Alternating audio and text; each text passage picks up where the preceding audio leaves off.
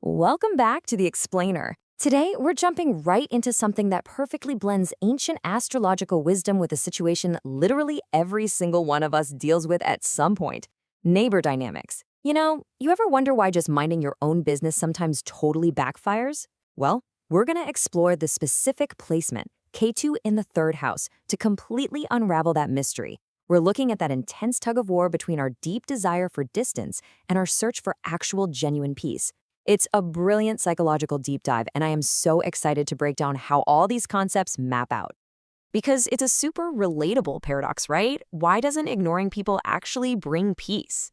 I mean, so often when we're just overwhelmed by the daily grind or local drama, our immediate instinct is to build a wall, throw the noise-canceling headphones on, and completely tune everyone out. We kind of just assume that, hey, if we eliminate the interaction, we eliminate the problem. But as we're about to see from the source material, that whole avoidance strategy usually just creates a completely new set of disturbances.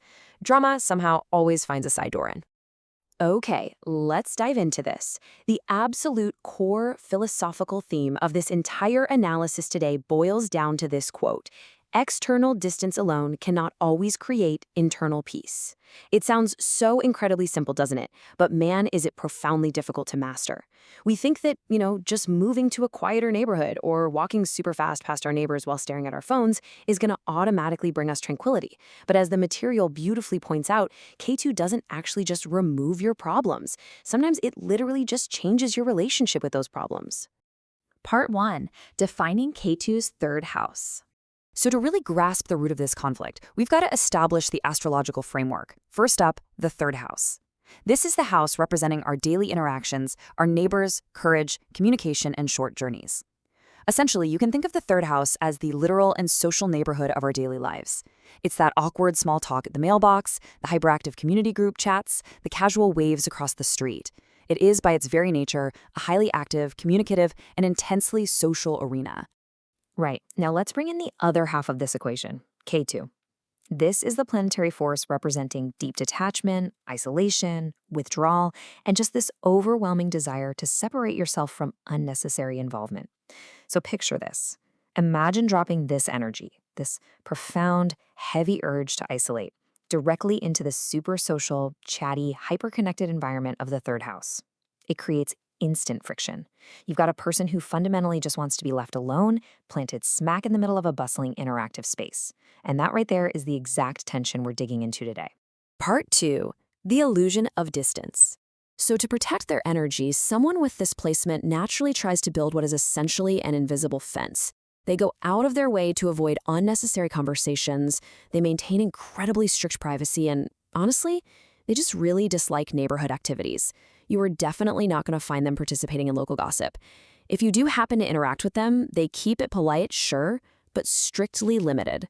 They naturally feel way more like an observer than an actual participant in their community. While everyone else is out there effortlessly building connections, this person feels entirely separate from their environment, constantly working overtime to maintain that invisible fence. Part 3. When silence speaks volumes. And this brilliantly illustrates where the story gets really fascinating, how the surrounding environment actually reacts to that invisible fence. On one hand, we have the natives' intent.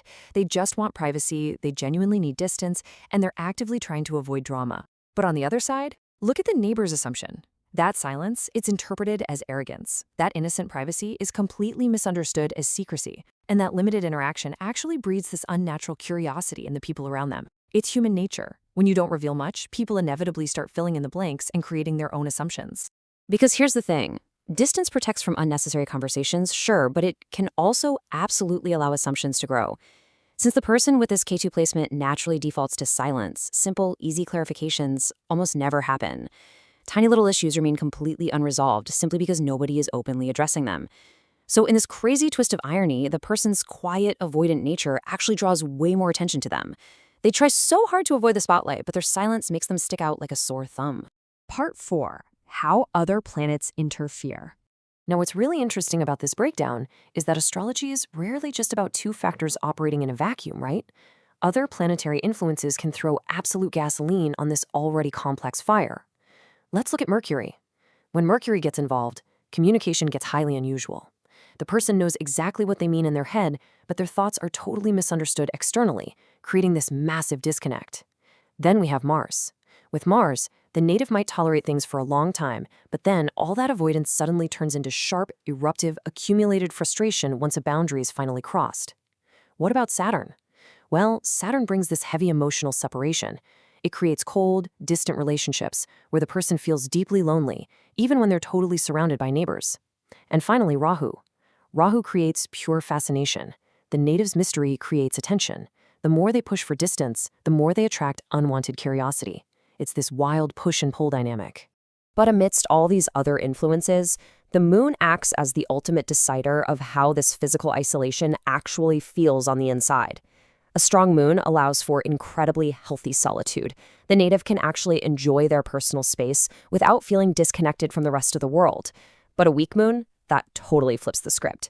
It turns that detachment into a deep, painful loneliness.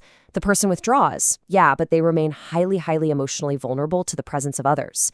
Physical distance when you're dealing with a weak moon absolutely does not remove the emotional reactions. Part 5. Finding true inner peace. Which brings us to a profound philosophical resolution here, pulling directly from the source material, shifting from just physically isolating ourselves to actually finding true inner peace. First, we have to realize that avoidance simply cannot replace emotional clarity. You can't just hide from every problem. Sometimes things literally just have to be communicated. Second, you cannot control what others assume about your silence. Honestly, just let them think what they want. Third, you cannot prevent every single conversation or interaction from happening. We live in a society, it's inevitable. But finally, and absolutely most importantly, you can control your emotional response and your internal boundaries. The huge shift here is moving away from trying to relentlessly control your physical environment, and instead, truly mastering your emotional management. Because at the end of the day, distance does not equal peace. Having Ketu in the third house doesn't mean you're somehow doomed to have terrible neighbors forever. Rather, it highlights the absolutely vital difference between simple isolation and true peace. The greatest freedom actually comes from remaining peaceful even when others exist nearby, not just working tirelessly to keep everyone away. Real peace happens when the mind is fully detached from unnecessary reactions. So, I want to leave you with this final, slightly provocative thought. Are you seeking true peace, or are you just building walls? Whether you're a lifelong astrology student or you just appreciate the really deep psychological insights it brings to the table, this is a question we all seriously need to ask ourselves about our boundaries. Are your boundaries actually protecting your peace, or are they just isolating you from the world?